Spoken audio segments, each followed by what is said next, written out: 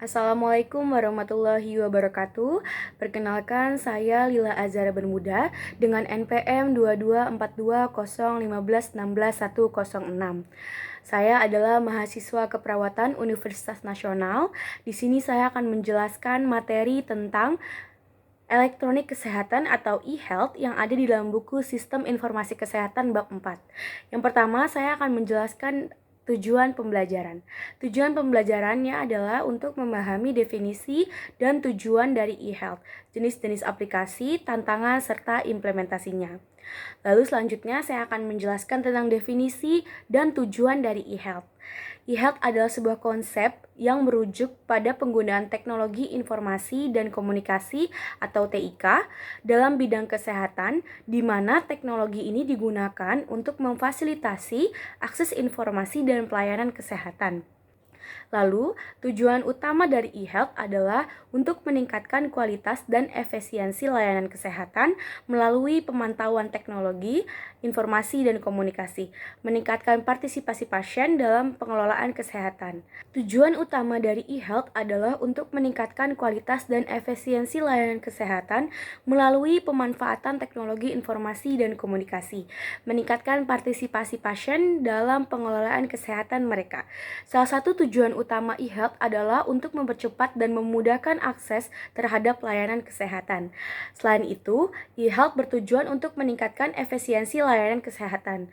Dalam rangka mencapai tujuan e-health, terdiri dari berbagai jenis aplikasi dan layanan, seperti telemedicine, rekam medis elektronik, sistem informasi manajemen rumah sakit, aplikasi kesehatan seluler, dan banyak lagi. Selain itu, e-health juga melibatkan partisipasi aktif dari berbagai pihak, termasuk pemerintah, penyedia layanan kesehatan, perusahaan teknologi informasi dan komunikasi, serta masyarakat secara keseluruhan. Lalu selanjutnya di sini saya akan menjelaskan jenis-jenis aplikasi e-health. Jadi, aplikasi e-health itu dapat dibedakan menjadi beberapa jenis dan berdasarkan fungsinya. Berikut ini saya akan menjelaskan mengenai jenis-jenis aplikasi dari e-health. Yang pertama itu ada telemedicine. Telemedicine itu merupakan salah satu jenis aplikasi e-health yang memungkinkan pasien untuk mendapatkan pelayanan kesehatan dari jarak jauh, seperti konsultasi dokter, diagnosis, dan pengobatan melalui telepon atau video call. Lalu yang kedua ada Electronic Health Recorder atau EHR. EHR merupakan aplikasi e-health yang digunakan untuk menyimpan dan mengelola data kesehatan pasien secara elektronik. Aplikasi ini dapat diakses oleh dokter dan tenaga medis lainnya dari berbagai tempat, sehingga mempermudah koordinasi dan kolaborasi antara berbagai pihak terkait dalam memberikan pelayanan kesehatan. Dan yang ketiga ada mobile health atau mHealth. mHealth merupakan jenis aplikasi e-health yang dirancang untuk digunakan di perangkat mobile seperti smartphone atau tablet untuk berbagai tujuan. Jadi di sini ada untuk monitoring kondisi kesehatan pasien, memantau perkembangan penyakit, mengingatkan jadwal minum obat, dan memberikan edukasi kesehatan kepada pasien. Lalu yang keempat ada Health Information Exchange. HIA merupakan aplikasi e-health yang memungkinkan berbagai pihak yang terkait dalam memberikan pelayanan kesehatan seperti rumah sakit, klinik, dan dokter untuk berbagi informasi kesehatan pasien secara elektronik. Lalu yang kelima ada Clinical Decision Support System atau CDSS.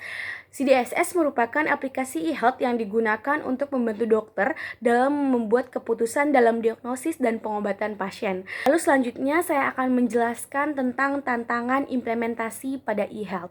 Jadi, implementasi pada e-health atau teknologi informasi dalam bidang kesehatan memiliki beberapa tantangan tersendiri. Antara lain yang pertama adalah keamanan dan privasi data. Salah satu tantangan utama dalam implementasi e-health adalah masalah keamanan data pasien. Lalu yang kedua adalah kesesuaian teknologi implementasi e-health juga memerlukan kesesuaian teknologi yang tepat. Teknologi yang digunakan harus dapat memenuhi kebutuhan spesifik dan lingkungan kesehatan yang berbeda-beda. Yang ketiga yaitu pengembangan infrastruktur teknologi yang memadai merupakan hal yang sangat penting dalam implementasi e-health. Lalu yang kelima adalah penentuan standar dan regulasi implementasi e-health memerlukan adanya standar dan regulasi yang jelas.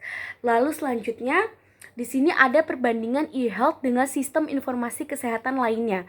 Jadi e-health dan sistem informasi kesehatan lainnya seperti SIMRS dan CSIA memiliki perbedaan dan persamaan dalam hal tujuan, fokus, dan implementasi.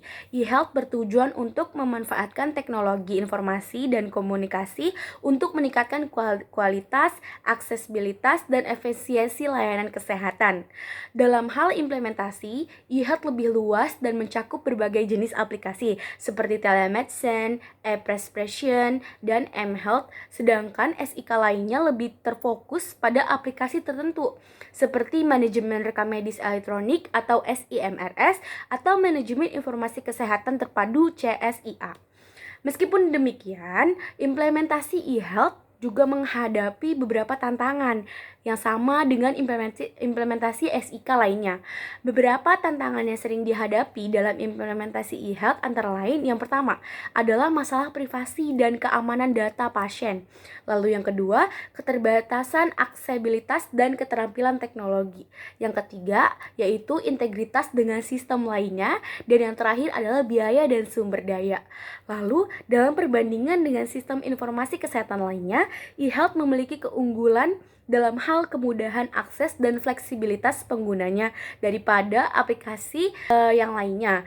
Selain itu, e-health juga memungkinkan untuk terhubung dengan layanan kesehatan dan perawatan jarak jauh, seperti konsultasi medis online atau pengiriman obat melalui layanan pengiriman. Namun, e-health juga memiliki kekurangan yang perlu diperhatikan, seperti masalah privasi dan keamanan data kesehatan. Data kesehatan sangat sensitif ya, dan perlu perlindungan dengan baik agar tidak jatuh ke tangan yang salah. Lalu, dalam perbandingan dengan sistem informasi kesehatan lainnya, e-health juga dapat menjadi lebih mahal dalam pengembangan dan perawatannya karena sifatnya yang terus berkembang dan selalu memerlukan update dan upgrade. Biaya yang dikeluarkan untuk pengembangan dan perawatan e-health dapat menjadi lebih tinggi daripada sistem informasi lainnya yang sudah mapan. Dalam kesimpulan, e-health memiliki kelebihan dalam hal akses dan fleksibilitas penggunanya, namun juga memiliki kekurangan seperti masalah privasi keamanan data kesehatan. Oleh karena itu, pengembangan dan penggunaan e-health harus dilakukan dengan hati-hati dan memperhatikan aspek keamanan dan privasi data kesehatan pasien, serta mempertimbangkan biaya dan integrasi dengan sistem informasi kesehatan yang sudah ada.